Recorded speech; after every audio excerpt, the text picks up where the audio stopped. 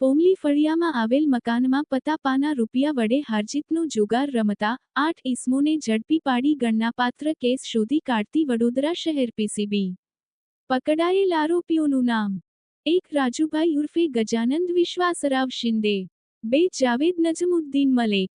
3 ધર્મેશ રમેશભાઈ ગોહિલ, 4 નયન ઉર્ફે વિશાલ ગોપાલભાઈ કહાર,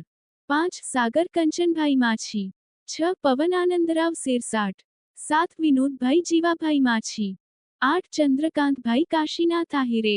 પોમલી ફળિયા સાનીનાથ જિમ્નેશિયમની બાજુમાં આવેલ મકાનમાં ઉપરના માળે રહેતો રાજુભાઈ ઉર્ફે ગજાનંદ વિશ્વાસરાવ શિંદે નાનો કેટલાક ઈસમોને બહારથી બોલાવી વ્યક્તિદીઠ 2 કલાકના 200 લેખી ઉઘરાવી પોતાના મકાનમાં ઈસમોને બેસાડી પત્તાપાના રૂપિયા વડે હારજીતનો જુગાર રમાડે છે